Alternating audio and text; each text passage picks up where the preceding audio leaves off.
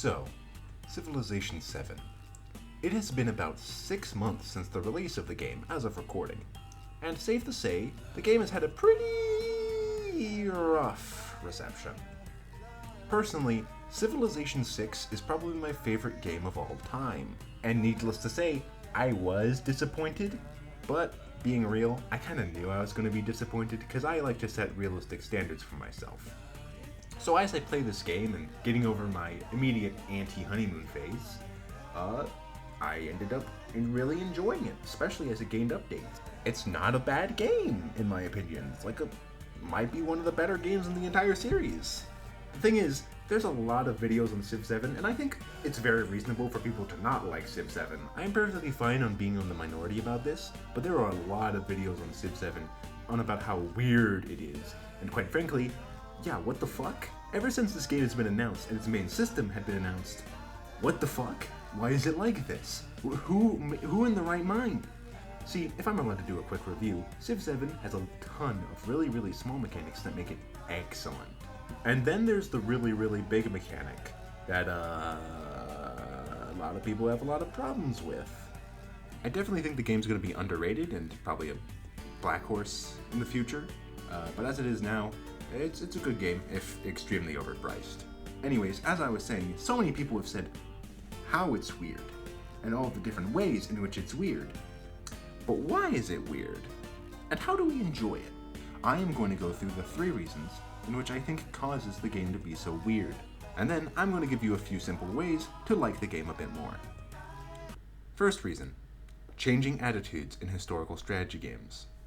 Old historical strategy games generally had major historical blind spots, often on geographic lines. I don't like using generalizing buzzwords like racist, but definitely terms like Eurocentric come to mind especially. The Civ games especially fell into this, as they were extremely Eurocentric in the beginning, with it taking the 3rd game for any South American representation, and the 5th game for a 2nd South American Civ, and for Oceanian representation.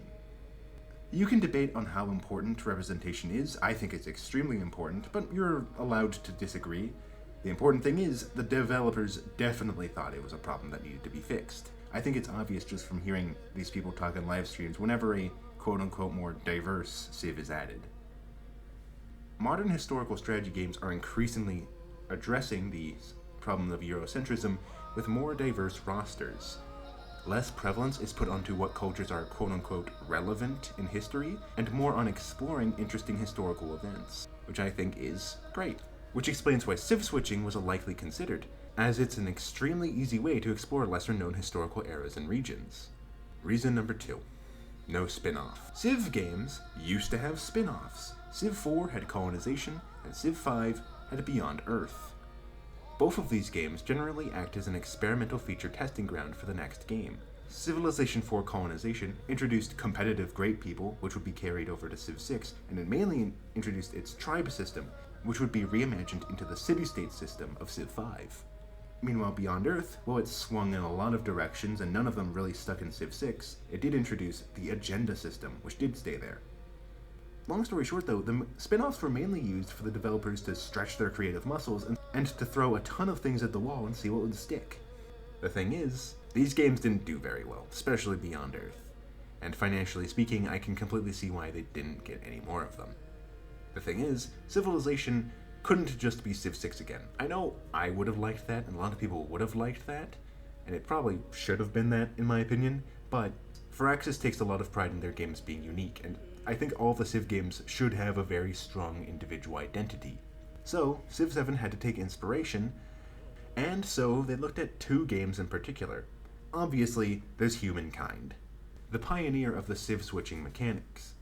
Civ 7's city-state system and narrative event system also seem to take a lot from Humankind. But a game that inspires a ton of Civ 7's mechanics that I don't really hear anyone talking about is just how much Beyond Earth influenced Civ 7. Tech masteries, the influence resource down to the icon, biomes, and goody huts on the water, and more, probably. I don't know, I'm not playing Beyond Earth again. Were taken from Beyond Earth. To be fair, 7 people played Beyond Earth, and only 2 of them remember it. so I think it'd be pretty fine to recycle a lot of those mechanics. And I especially think all of the mechanics that they did reuse are done way better in Civ 7. But the thing is, with Civ 6 lacking a spin-off for them to try new things, it probably caused the designers of Civ 7 to be a bit more antsy and want to stretch their legs a bit more with a weird idea, which they obviously did. Third reason, Civ 6's legacy. I'm going to say something that's maybe a little controversial. I think Civ 6 is probably the most influential 4X game. Full stop.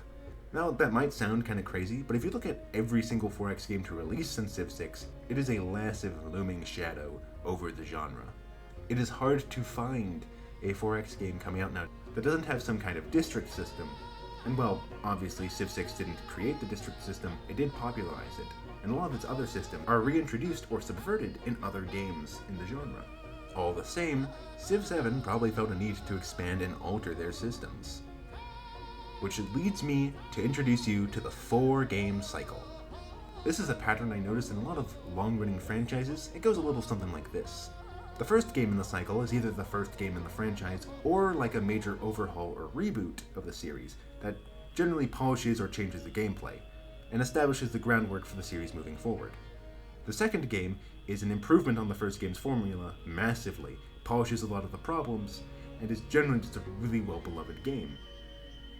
The third game sees how beloved the second is, and decides, let's try something new. The developers see how successful the second game is, and decide against trying to compete with their past selves, and just try something experimental and new with the third one. And it kind of goes too far, and it kind of flops a bit, and a lot of the loyal fans stay behind and don't like this game, causing the third game in the cycle to find a bit of a black sheep identity, leading into the fourth game of the cycle, which is a pivot back to the series' roots, especially to the second game of the cycle. There are a couple series that have been like this, and my argument is that 5, 6, and 7 fit the first 3 games in the cycle almost to a T. We are in this third cycle moment. We are having our Age of Empires 3 moment, and we have to live with that. The Civ series isn't doomed, and it isn't over. Civilization 8 is going to show up, and it's probably going to pivot back. I do believe in the cycle, even if it's not perfect. Every single game, even hated ones, have mechanics that aren't completely unsalvageable. Every single game has potential, and I think that's extremely important. A lot of people want to rush into Civ 8, want to completely give up on Civ 7 and move on, but I personally think Civ 7 has a massive amount of potential, more than any other Civ game in my opinion, and I would love to see what they do with it with 5, 6, 10 more years. And now to the final section of the video. How do I like Civ 7? Well, here's 4 simple steps. First, it's a weird game. Don't go expecting the same old same old. Civ 7 is a black sheep, and it knows it. Everyone should know it. I know a lot of people don't read reviews or watch trailers before buying a game, which is, don't do that. Please don't do that. Games are like $80 to $100 nowadays. Please research your purchases before you buy them.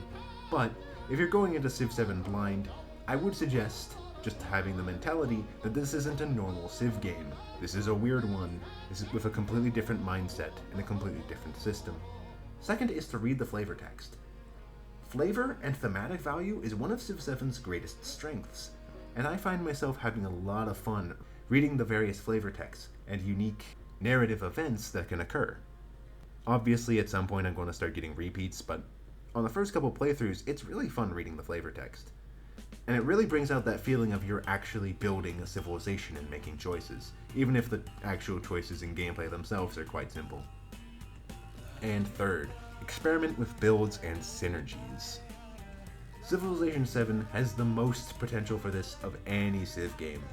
I know a lot of people are just going to play the more historical paths and not really experiment with weird stuff, but I entirely urge weird stuff. It is really, really fun. So all in all, yeah, Civ 7 is weird, like very, very weird. It is not a normal Civ game, and I don't think it ever will be or should be. And I think moving forward, more people are seeing that. Especially on Reddit for some reason. They're somehow the only ones having a nuanced conversation about this. I'm finding more and more people talking about how much they're enjoying Civ 7, and that's great. And I hope in the years to come with the game, it gains the success it deserves. I doubt it will be as successful as Civ 6, and I don't think I want it to.